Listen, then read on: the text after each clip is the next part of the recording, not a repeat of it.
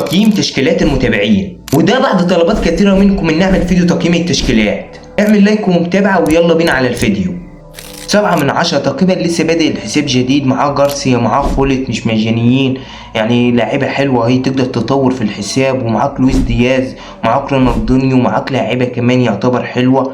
حاول تطور في الحساب وهيبقى افضل من كده بكتير.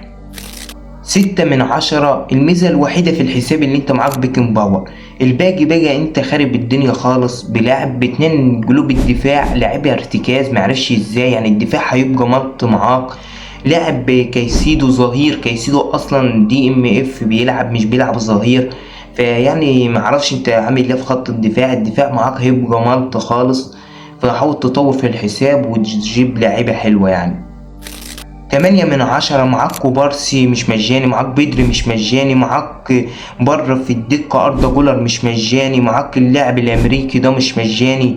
وبس الغلطة الوحيدة اللي ممكن أقولها لك في التشكيلة، لاعب أردا جولر AMF ولاعب بدري CMF، علشان بدري ما عندوش أساسيات يعني اللي هو يلعب AMF بسبب إن الفينش عنده ضعيف، فحاول تلعبه CMF وأردا جولر AMF.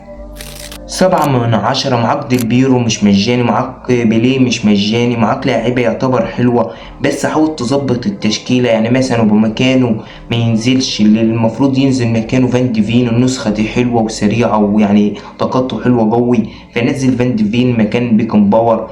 وكورتوا طبعا هاكر معاك الGP، يعني اي نسخة لكورتوا هاكر، فحاول تطور في الحساب اكتر.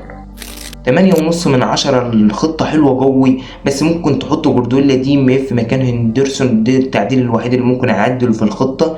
اما باقي الخطة حلوة قوي، ما فيهاش تقريبا غلطة الخطة، وعاش عليها، كمل وتوصل بتشكيلة افضل كمان.